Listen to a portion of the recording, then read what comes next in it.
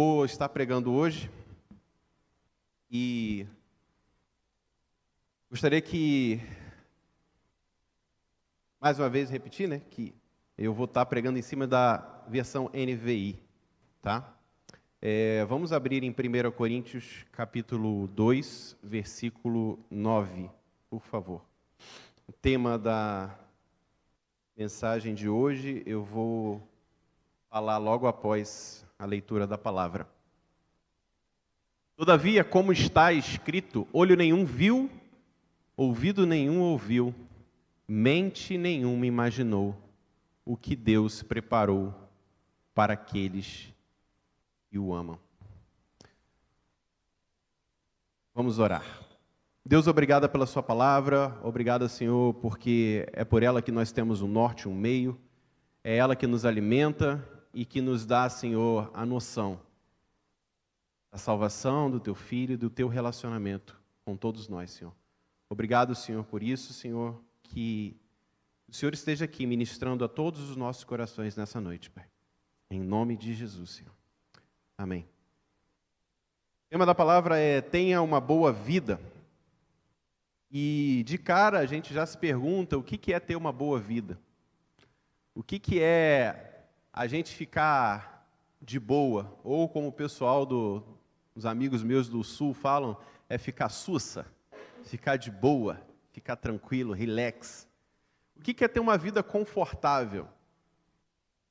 Qual é a questão que nos leva a pensar e a refletir e ter uma certeza que temos uma vida realizada, uma vida que eu vou poder dizer para todos, eu tenho sucesso. Segundo o que o mundo nos coloca, tem uma mosquinha aqui.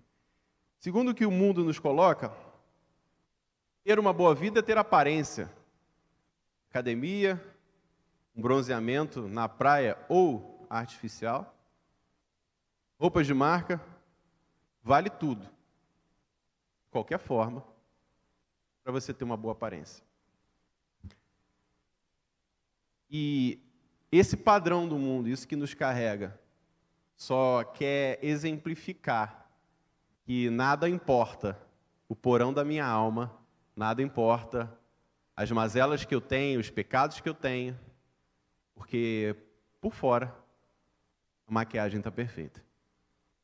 Outro padrão do mundo é sentir-se bem. Nessa questão, já não importa mais a minha aparência, mas que eu me sinta bem, que eu fique tranquilo, que eu tenha prazer. E se esse prazer se refere a eu estar num resort, all inclusive, com uma banheira de hidromassagem, uma vista diante do mar, ou se isso não me traz prazer, mas o uso de drogas me traz prazer, o que importa é que eu tenha prazer. Isso é um outro padrão que o mundo nos coloca, estabelece, para que eu tenha uma vida de sucesso, uma vida boa. O terceiro ponto que o mundo coloca para a gente é que para que eu tenha uma vida de sucesso, uma vida boa, eu tenho que possuir tudo. Eu tenho que possuir muito dinheiro, muitos bens, muita fama, eu tenho que chamar atenção, eu tenho que ser uma pessoa que estou em evidência todo momento. Porque não importa se eu estraguei ou venho de uma família estragada, não importa se eu tenho um relacionamento péssimo com a minha esposa, não importa se eu tenho ou não tenho amigos profundos que valorizem a minha presença e a minha amizade, o que importa é que eu tenha carro, mansão, dinheiro. E esse é mais um padrão que o mundo estabelece para a gente, para que a gente possa dizer para a gente mesmo, eu tenho sucesso. Eu conquistei alguma coisa na vida, eu tenho muito dinheiro na conta, e eu posso fazer muitas obras sociais, eu posso ajudar o próximo com tudo que eu tenho, com tudo que eu conquistei, porque afinal fui eu que conquistei. somente o meu braço conquistou todas essas coisas. E esse, repetindo, é mais um padrão que o mundo coloca para a gente. Mas eu quero contrapor esses 3 pontos, esses 3 padrões do mundo. Logo depois eu vou colocar mais 2 pontos, mas esses 3 primeiros pontos eu vou refutá-los com o versículo 19 do capítulo 6 de Mateus. Não precisa abrir, mas se abrir, eu já vou ler direto. Não acumulem para vocês tesouros na terra, onde a traça e a ferrugem destrói, e onde os ladrões arrombam e furtam. Versículo 20, mas acumulem para vocês tesouros no céu, onde a traça e a ferrugem não destrói, e onde os ladrões não arrombam nem furtam. Versículo 21, pois aonde estiver o seu tesouro, aí também está o seu coração. Então, esses 3 padrões que o mundo estabelece para você, são padrões que realmente exemplificam que o seu tesouro, o seu objetivo, a sua vida não gira em torno dos preceitos de Cristo e você não segue a Jesus como um exemplo. E aqui eu vou citar 2 padrões. Eu refletindo, descobri que apesar de a gente estar seguindo a Cristo, lendo a Bíblia, se esforçando, esses 2 padrões ainda se encontram dentro da igreja. Um deles é o egoísmo, em que tudo é lucro. Afinal, eu vim para o mundo nu, careca e sem dente. Então, o que vier para mim é lucro, né?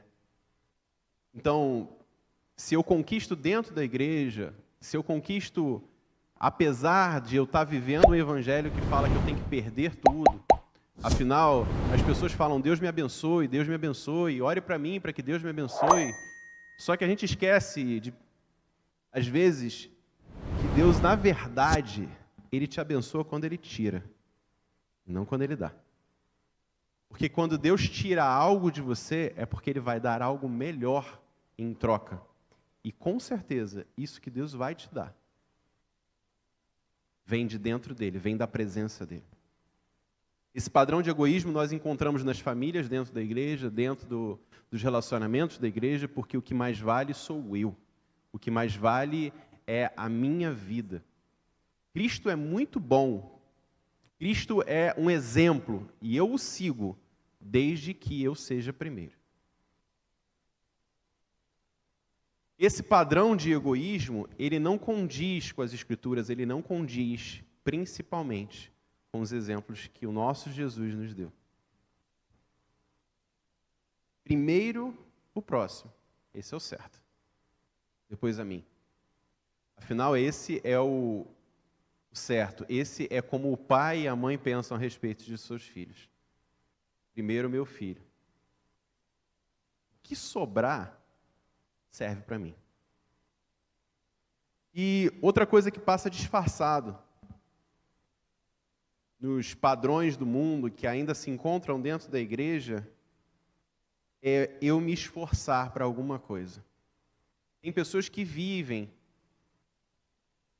por padrões que acham que é o meu esforço que vai fazer eu alcançar alguma coisa em Deus, é o meu esforço que vai fazer eu alcançar uma santidade em Deus, um algo a mais em Deus. Mas no capítulo 17 de Jeremias, tenho certeza do capítulo, então não vou citar o número do versículo, mas está lá. Depois do versículo 5, diz: maldito o homem que confia no homem e faz do seu braço a sua força. Aqueles que confiam em você e confiam em si mesmos e acham que vão conquistar alguma coisa pela força do seu braço, esses serão abatidos pela força do braço de Deus. E é aí que Deus vai abater a sua soberba, a sua arrogância, a sua prepotência. E é nessas horas que a gente vai ser como Nabucodonosor e reconhecer que sem Ele não somos nada. Esses são os 5 padrões que eu encontrei que o mundo coloca, e os 2, né, os últimos, que estão disfarçados um pouco dentro da igreja. E que nós temos que ter um espelho maior diante da gente, para que a gente possa ver que não estamos sendo igual a Cristo. E agora eu quero falar para vocês dos padrões do reino. Mas antes de falar dos padrões do reino, eu queria dar um parênteses aqui, que não tem nada a ver com a pregação. E publicamente reconhecer e agradecer a vida do David pelas suas ministrações e como você ministra louvor, porque me toca muito. Você é uma pessoa realmente usada por Deus e todas as vezes que você está aqui, a gente sente que você está cantando, que você está louvando, isso é muito bom. Mas na hora que você para e você começa a orar, o ambiente muda. Obrigado por você ser uma referência de Deus, pelo menos para a minha vida, não sei em relação aos outros. Tá?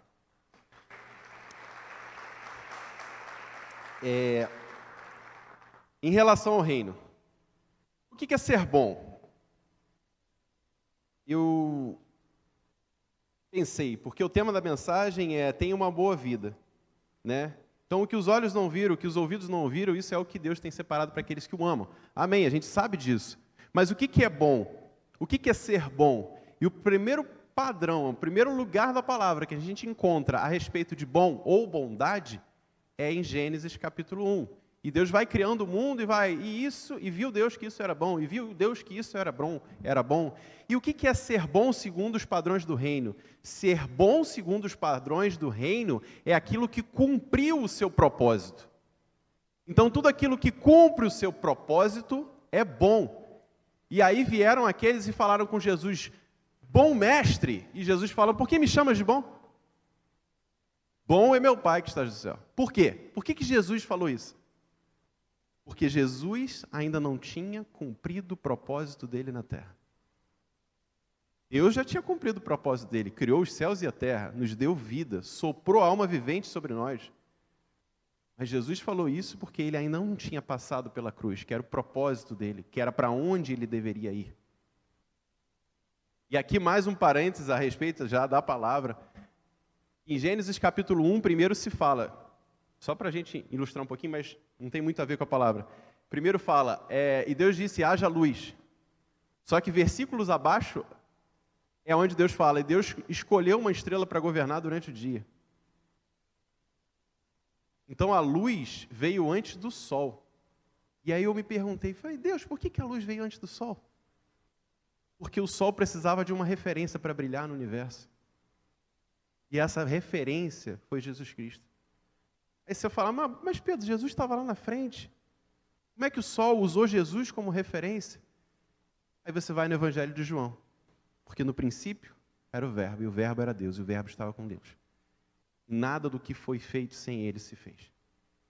Então o sol, para brilhar, ele teve que ter um padrão de referência. Para ele ser luz, ele teve que ser um padrão de referência, teve que ter um padrão de referência. E a criação teve que ter um padrão de referência.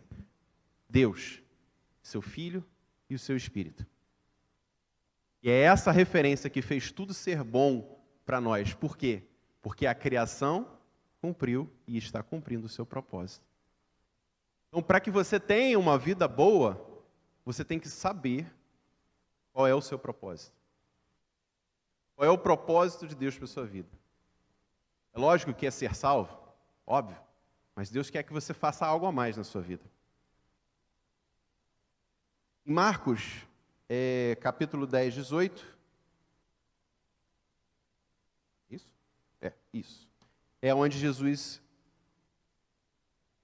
tem esse versículo que Jesus fala, por que perguntam, por que me chamam de bom? Bom é meu Pai que estás no céu. Só para citar a referência bíblica.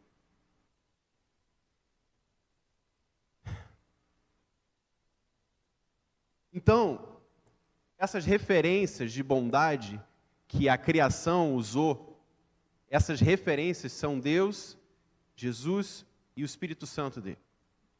Para que você tenha uma vida boa, você tem que ter esse padrão, essa referência, que você tem um propósito, e esse propósito ele está registrado em Jesus e é transmitido pelo Espírito Santo para a sua vida para que você possa ter uma boa vida, segundo os padrões do reino, não segundo o mundo. Então, por mais que você esteja dentro da igreja, com um bom carro, uma boa saúde financeira, uma boa saúde física, conquistando a cada dia, crescendo a cada dia, pode ser que você não esteja tendo uma vida boa. Quantos de nós foram chamados ao episcopado, a ser missionários, a trabalharem com aconselhamento dentro da casa de Deus, a servirem dentro da casa de Deus e não estão servindo por medo? Medo de um futuro, medo de como não fazer, medo de fazer e não dar certo? Porque a verdade, o medo nos limita e o medo talvez, em alguns casos, possa estar bloqueando o propósito que temos na nossa vida com Deus. O pastor Cândido já falou que ano que vem será o ano do serviço. Quantos de nós que estão aqui na internet, que fazem parte dessa igreja, que estão sentados aqui, ainda não servem na casa de Deus porque têm medo de um propósito ou porque ainda não ouviram um chamado de Deus para a sua vida ou para o que você quer fazer? Todos nós temos um chamado específico de Deus, mas todos nós temos um chamado geral de Deus. Ide por todo mundo pregar o evangelho a toda criatura. Então, se você não sabe qual é o seu chamado específico, pregue. Fale de Jesus. Fale do amor de Deus para as pessoas que moram ao seu lado, seu vizinho, seus parentes. Não jogue pérola aos porcos. Para aqueles que você já falou, continue orando por eles. Um dia a semente pode cair em solo fértil. Mas gaste a sua língua, a sua saliva com as pessoas que ainda não ouviram o evangelho de Deus. As pessoas que estão ao seu lado todos os dias no ônibus e ainda não ouviram a palavra de Deus.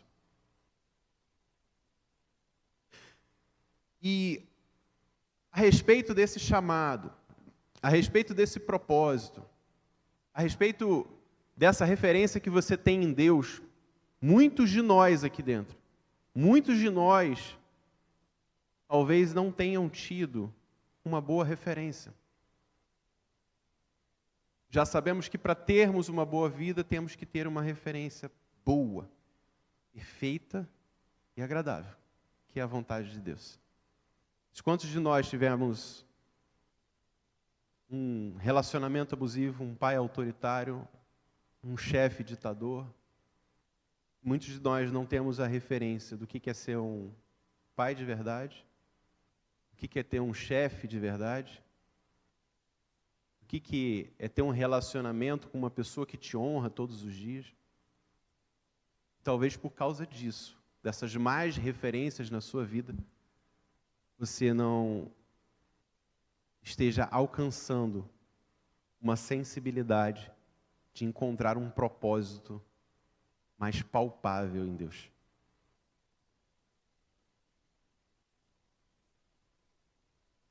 Quando você crê em Cristo, Deus lhe dá uma nova natureza. A palavra de Deus vai nos dar a referência do que é um pai, do que é um marido, do que é um filho, do que é um chefe, do que é um senhor. Então, a partir do momento que você entrega a sua vida a Cristo, a partir do momento que você decide viver uma nova história, quando você se batiza nas águas, quando você torna público para a sociedade que você é um novo ser humano e que as suas atitudes agora são diferentes, você também tem que pegar todas as referências que você um dia teve, pregá-las na cruz e saber, a partir de agora eu sigo a Cristo. E as minhas referências vão vir dele. Como que eu vou ser um pai? Ele vai me ensinar. Como que eu vou ser um filho? Ele vai me ensinar. Como que eu vou administrar a minha empresa? Ele vai me ensinar. E aí as más práticas você vai abandonando, porque você, a partir de agora, você tem uma referência. Para que você tenha uma boa vida, você vai olhar para a cruz de Cristo e vai falar, a minha referência é Ele, sempre será Ele. Eu não quero olhar mais para o meu passado, eu não quero olhar mais para o que fizeram comigo, eu não quero olhar mais para aquela pessoa que me passou a perna, para aquela pessoa que contou uma mentira sobre mim, para os meus familiares que falaram mal de mim. Eu quero olhar para Jesus, porque todas as vezes que eu olho para Jesus, Ele estende os seus braços e Ele me ama. Como o Pai amou, Ele me ama. Temos que entender que não tem como jorrar água doce e salgada da mesma fonte. Não tem como você olhar para Cristo como referência e, ao mesmo tempo, olhar para o seu passado como referência. A única coisa que isso vai te dar é confusão e amargura. Jesus já te libertou de todas essas coisas. Jesus já cravou isso na cruz, para que você não tenha mais preocupação. Então, a sua referência é Ele.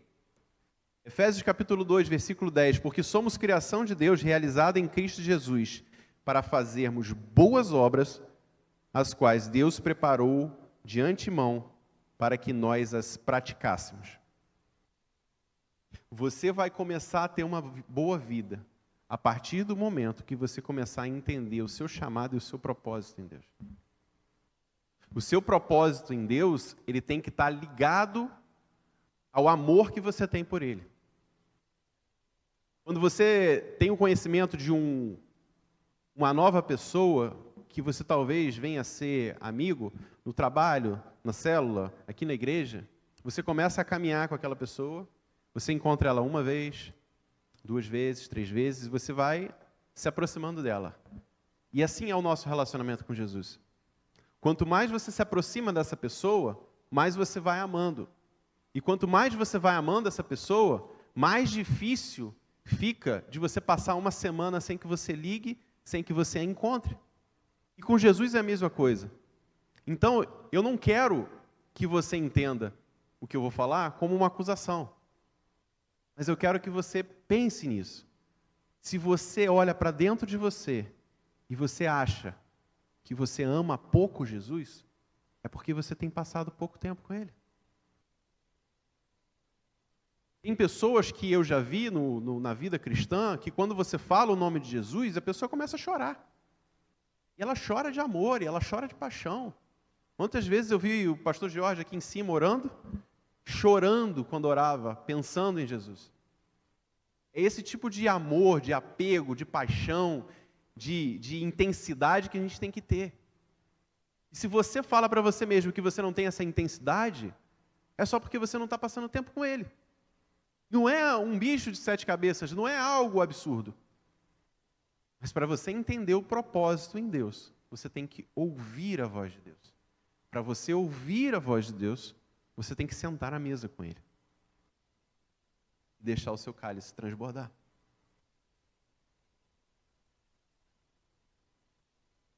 E a gente tem que entender que por mais que você viva a vida inteira na igreja e pratique boas obras, por mais que você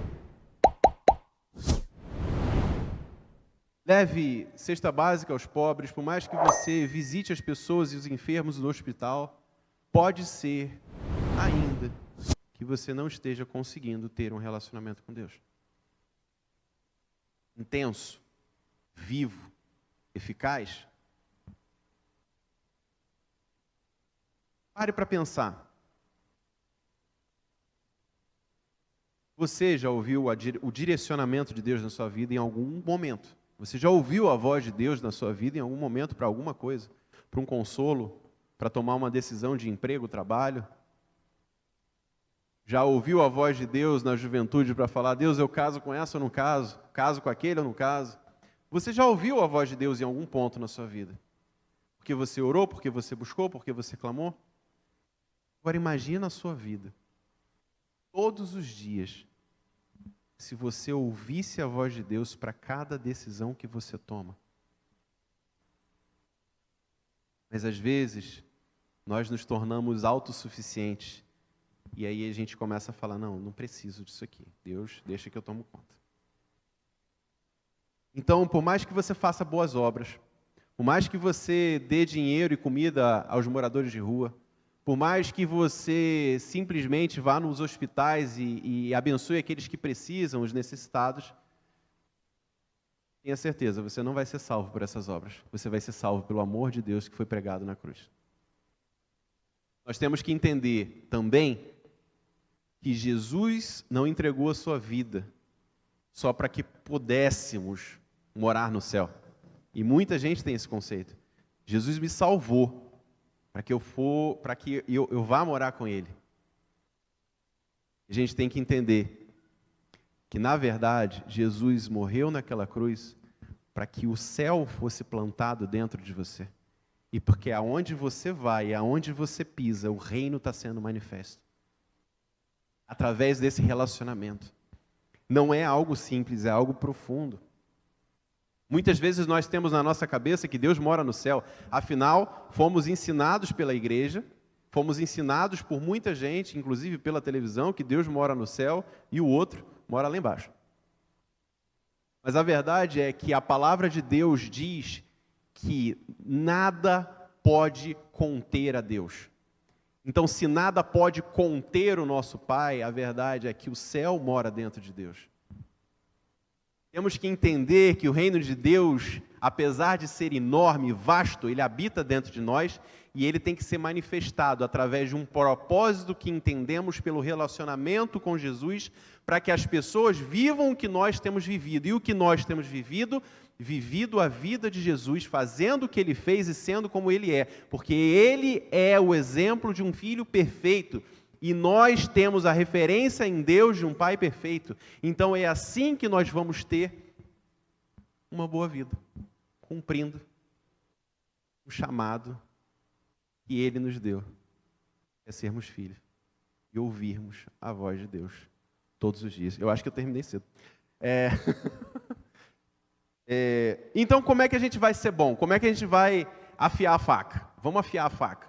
Vamos amolar o canivete. Vamos intensificar isso na nossa vida. Primeiro ponto. Domine a Bíblia. Leia ela. O pastor Cândido me lembrou agora há pouco o versículo. Pregue a palavra, a tempo e fora de tempo. Eu vou falar para você, leia a palavra a tempo e fora de tempo. Porque você não tem como pregar a palavra a tempo e fora de tempo se você não lê ela. Leia, devore, grave. Proteja a sua mente. Isso aqui é um ponto muito fundamental. Eu vou perguntar para vocês, qual é o maior pregador que existe hoje? Desafio alguém dizer. Pode falar. Qual é o pregador? Sabe? Sabe? O maior pregador dos nossos tempos, pasmem, é a televisão. A televisão nos ensina aquilo que não devemos aprender. Um psicólogo estava falando, se você pega um assunto, coloca diante de uma pessoa, esse assunto, repetindo, todos os dias com histórias diferentes. Numa eu boto a história numa série de televisão, na outra eu boto numa novela, na outra eu boto num filme. Eu só vou botando os mesmos assuntos em vários pontos, em vários focos de entretenimento dentro da televisão. Depois de 30 anos, você mudou a sociedade. E a gente dá a nossa vida, e a gente dá o nosso tempo, que é tão precioso para a televisão. Proteja sua mente. Proteja sua mente das redes sociais. Bloqueie aqueles assuntos que você não deve ver. Bloqueie pessoas que te trazem amargura. Pessoas que simplesmente só querem contribuir com assuntos que não vão levar você a nada. Aquela pessoa chega para você, fazer igual o pastor Gabriel. Aqui na Piban isso não acontece. Chega para você e fala, sim, você viu fulano? Fulano tá problema sério. Sua atitude correta, querida. Vai falar, não quero nem ouvir. Dá licença, vou tomar água. Tem coisa mais importante para fazer. Proteja a sua mente, não é só lá do mundo lá fora. A palavra de Deus diz que nós somos inclinados à maldade. Então, em algum momento aqui, você pode dar um deslize. E o seu irmão, o dever dele é te amar. E a forma que ele vai te amar é, dá licença, vou tomar água, não quero te ouvir não. Não fique chateado se você ouvir isso. Só não dê o seu ouvido a pinico, a fofoca. Tenha as suas convicções. Terceiro ponto. As convicções que nós temos, elas têm que ser baseadas e lastreadas na Bíblia. Elas têm que ser fundamentadas na Bíblia. Essas convicções vão contrapor todos os vídeos, filmes, séries, podcasts, tudo que você for ver na internet, essas convicções baseadas nesse livro, vão falar, não, essa pessoa está errada. Jesus não falou isso, Deus não falou isso, Deus não quer que isso aconteça. Quarto ponto, tenha coragem de ser diferente. Quando você tem essa convicção de saber o que você vai dizer, a hora que você vai dizer, como você vai contrapor, como você vai confrontar, e sempre, confronto tem que ser atrelado à honra, porque senão vira debate, e aí você pode ofender quem está do seu lado. Então, para você ter essas convicções manifestas, você tem que ter uma coragem de não recuar diante dos princípios e preceitos da Bíblia. Porque eu não vos dei espírito de covardia, mas de ousadia, diz a palavra de Deus. Então tenha ousadia para você pegar os seus princípios e expô-los. Dependendo do ambiente de hoje, que você vá, se você expor os princípios sem medo, com coragem, as convicções desse livro, você pode ser preso.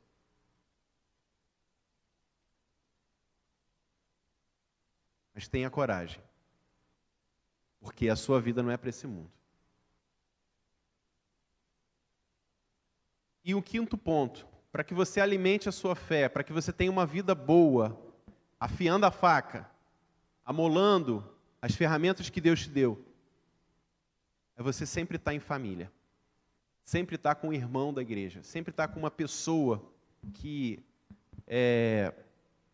possa alimentar a sua fé, te levar aos altos lugares, porque o que Deus fala no secreto com o pastor Jorge, Ele não fala com o pastor Moisés, mas o que ele falou com o pastor Moisés pode acrescentar e alimentar a vida do pastor Jorge quando é compartilhada, e vice-versa. Esse secreto pode simplesmente nos trazer a unidade de família. Então, tenha as suas convicções, reúna-se com aqueles que professam a Jesus Cristo como Senhor e Salvador, e dessa forma você terá uma boa vida. Amém? Amém. Vamos ficar de pé?